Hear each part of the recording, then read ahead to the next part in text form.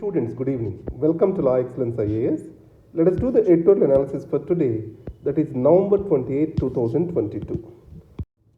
The first article is Z's Congress rhetoric powers the PLA's march ahead. You know that Mr. Z intends to make People's Liberation Army a global force.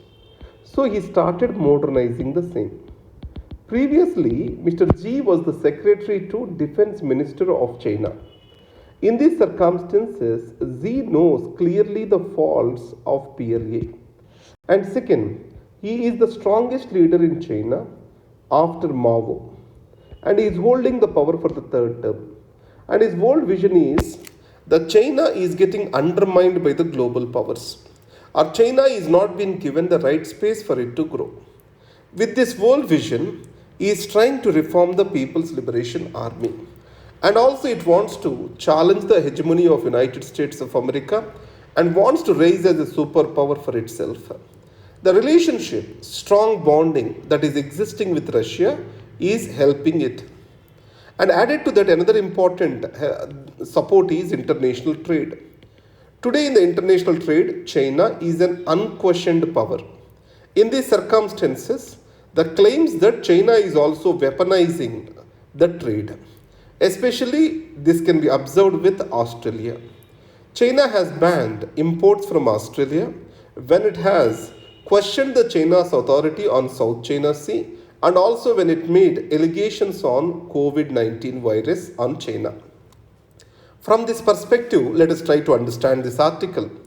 In this case, today war, if prolongs for long, as like Russia-Ukraine war, it is not going to benefit any of the faction. So, winning a short-term war is critical for any superpower. If you see, as Russia failed to win the Ukraine war, it has lost or its status as a superpower is getting masked. So that's why swift moving force is required. The military action has to be swift, quick and strategic. So the PLA's march is in this direction. It wants to win local wars swiftly and quickly. That is the direction given by the Z. And second thing is, reunification of China, one China, is the vision of Mr. Z. So this is critically important for USA-China relations. The reason is, Taiwan, China consider it as a part of it. In this context, Taiwan is stated to be the core of the core interests of China. It was also communicated to United States of America. On the other hand, USA follows a policy called as strategic ambiguity. It follows a policy called strategic ambiguity. In this scenario, let us go towards military modernization efforts of China. China Military Commission, it's a structure, everything is revamped today. If you see the Navy of China, it has got more operational capacity and it is larger than United States of America today. And second, theater commands were created. What are theater commands? Let's take a unit of Navy, unit of Air Force, Army. Together, they make it under one command and control structure. So these are unified theater commands which consists of all the three forces together so that a quick action and coordination is possible. And then to fight on cyberspace and also to fight in the space, they developed a new force which is called Strategic Support Force. And second, People's Liberation Army also has a rocket force. The biggest problem in China is it is highly dependent on army and other wings of the army are not fully developed. So Air Force and Naval Force are not fully developed.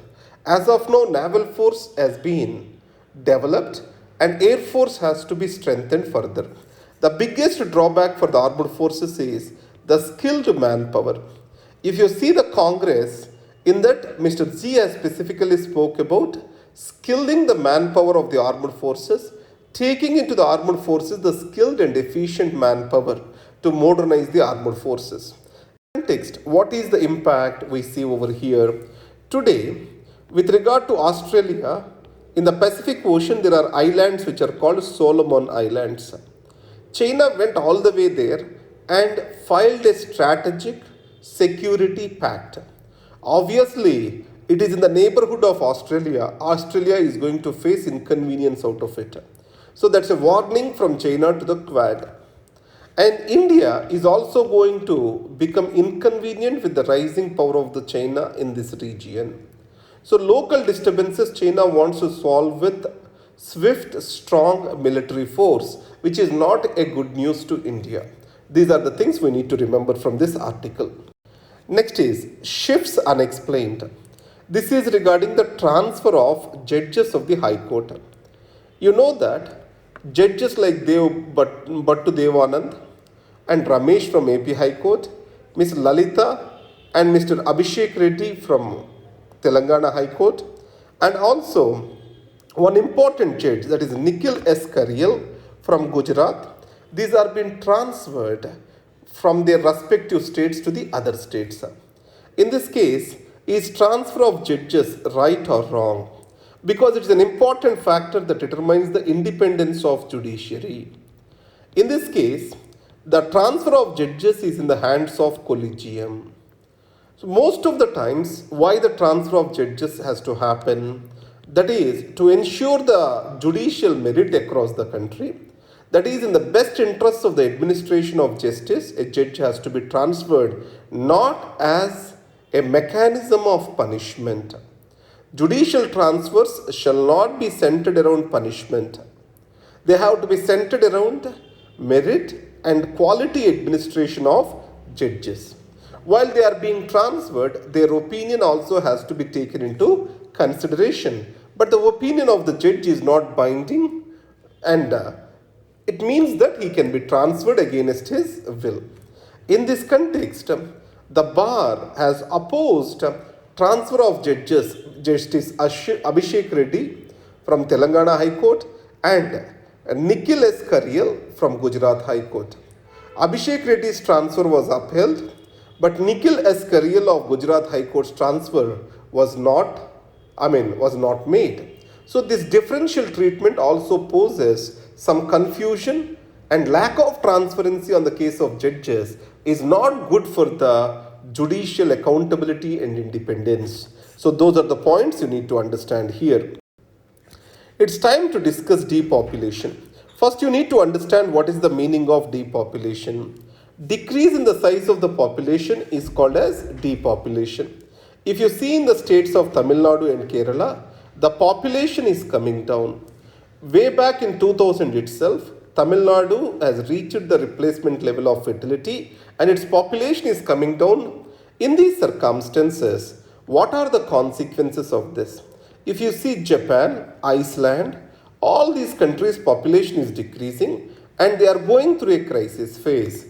What will be the consequences of this? Especially in China today, population is decreasing due to one-child policy which was adopted by the government there.